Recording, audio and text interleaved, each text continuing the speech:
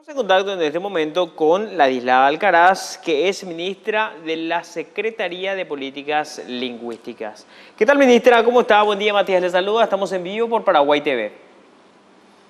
Como Maite Chapá, estoy muy bien y espero que ustedes también en el inicio de este año 2023. Un saludo cordial para todos. Gracias por el tiempo que se toma para conversar siempre con nosotros, ministra. Es un gusto estar en contacto con usted y hablar un poquito acerca de los trabajos que viene realizando con la cartera a su cargo. En este sentido, queremos conversar un poquito con usted acerca de lo que ha sido este acto de presentación del Código de Ética en las versiones de guaraní y castellano, ¿verdad? ¿De qué se trató este acto? ¿Qué es lo que se busca con ello? E ir entendiendo un poquitito más cómo seguimos trabajando en propulsar la lengua guaraní y la utilización de la misma.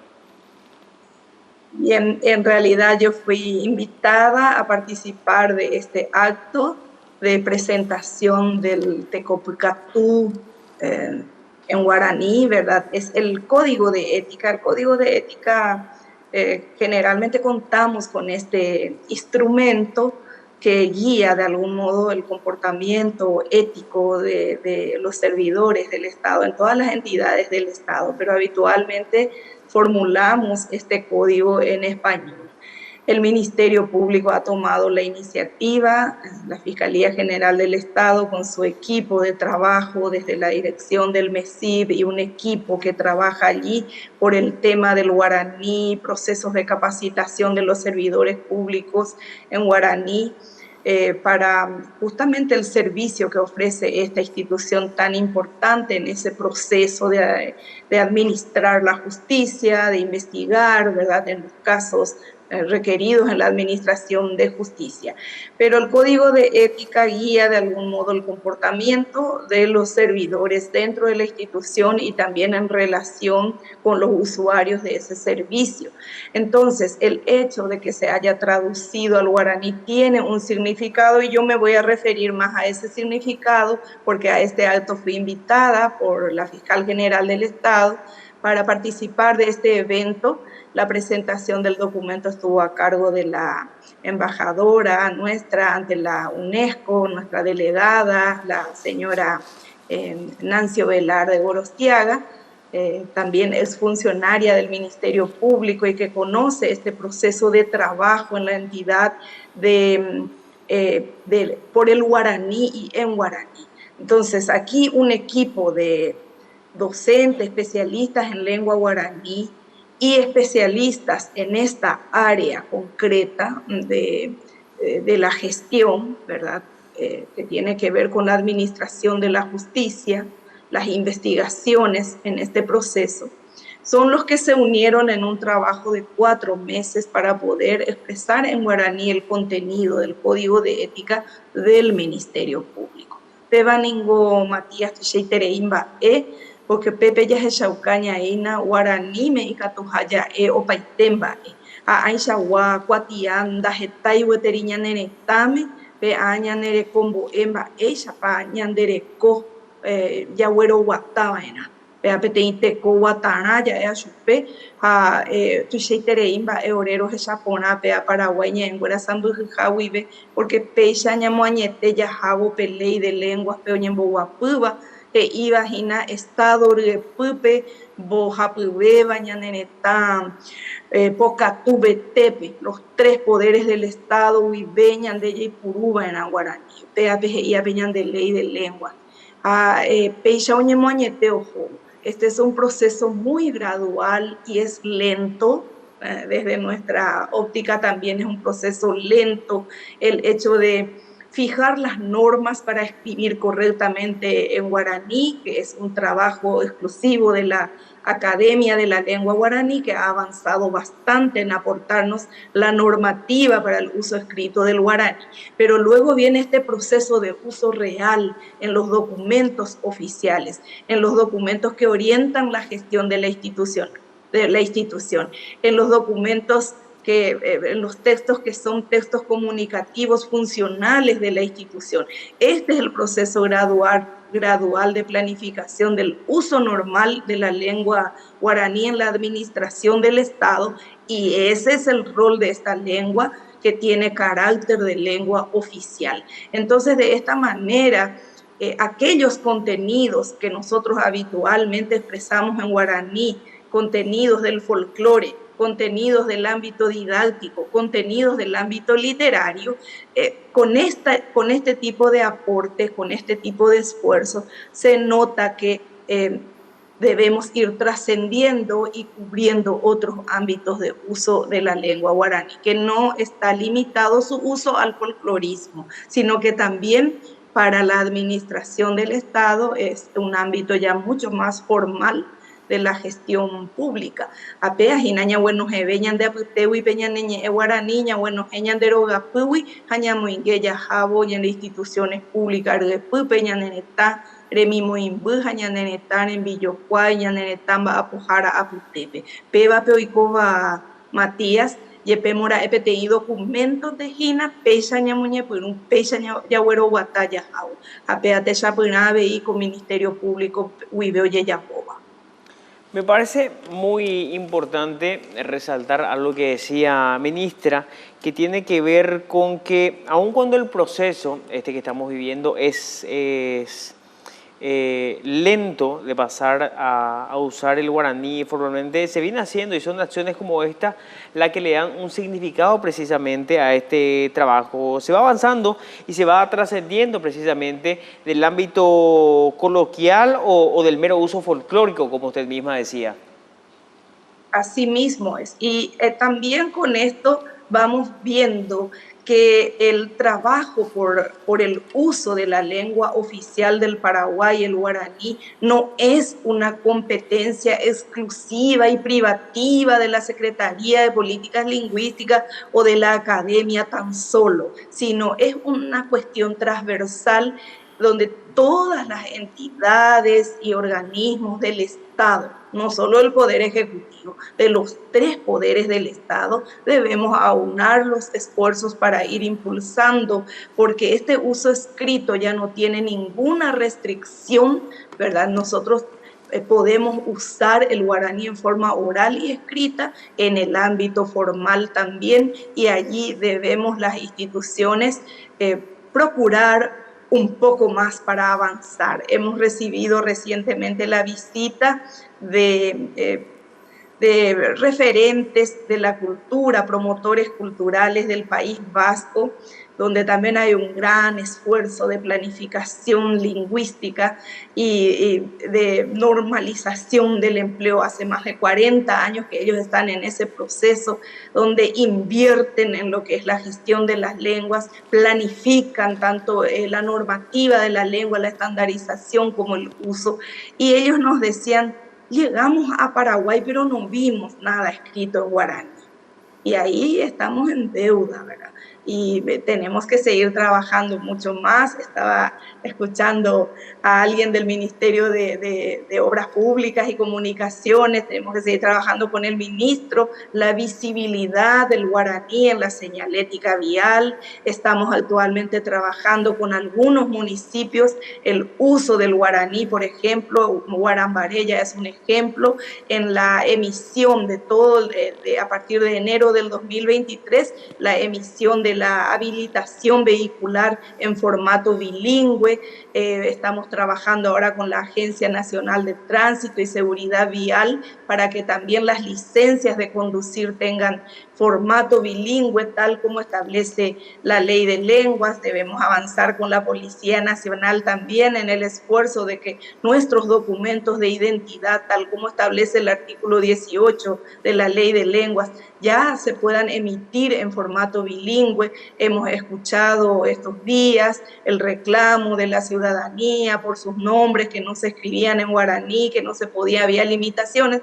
Por suerte la institución dio respuesta y subsanó esa dificultad inicial. Entonces tenemos que tomar todas estas experiencias para ir analizando cuáles son los obstáculos, los tropiezos con los que nos encontramos. A veces pasa por la capacitación del servidor público para manejar la normativa en la escritura de la lengua guaraní, o a veces también hay limitaciones tecnológicas.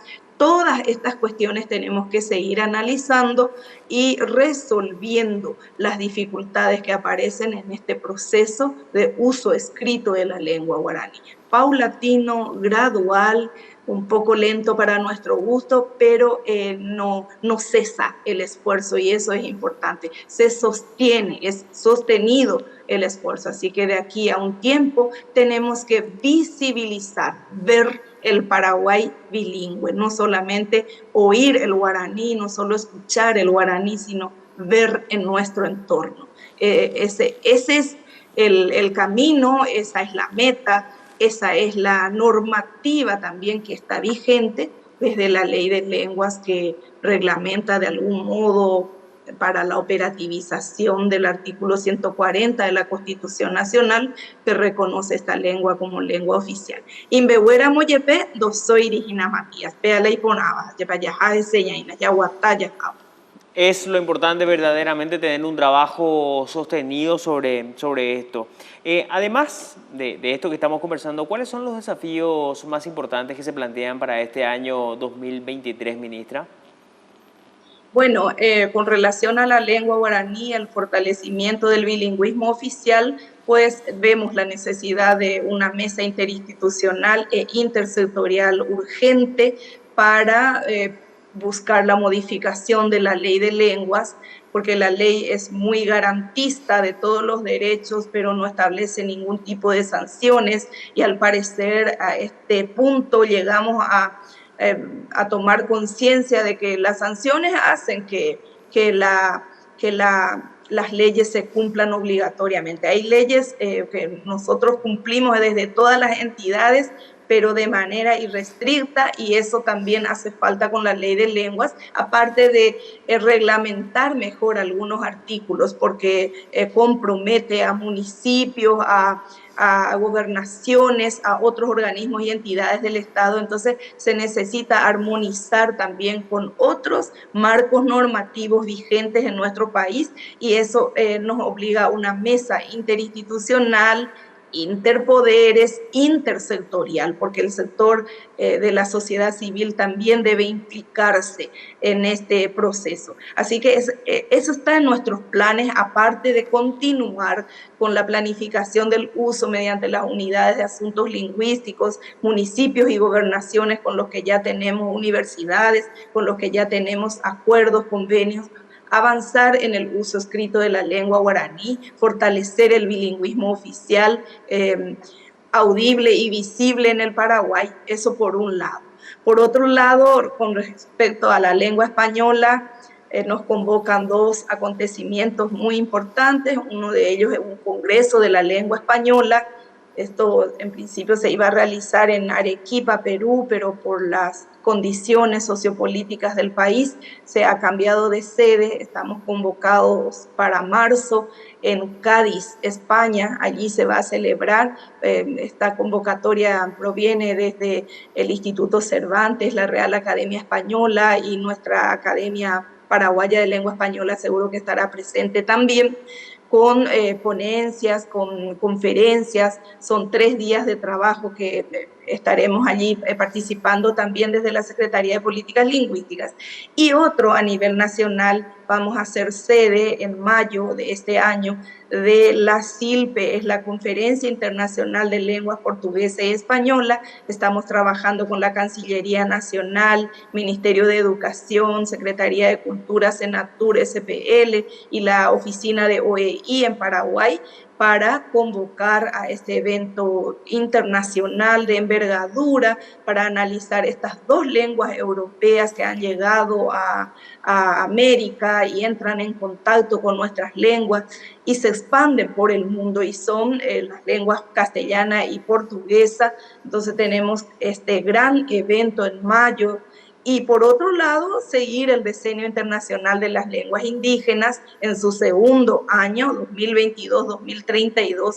Nuestra urgencia es aplicar la ley la nueva ley que en octubre se ha emitido, entonces la ley 7008 que establece la obligación de instalar una comisión nacional para el fortalecimiento, promoción y reconocimiento, ¿verdad?, de la revitalización de las lenguas indígenas aquí en el Paraguay.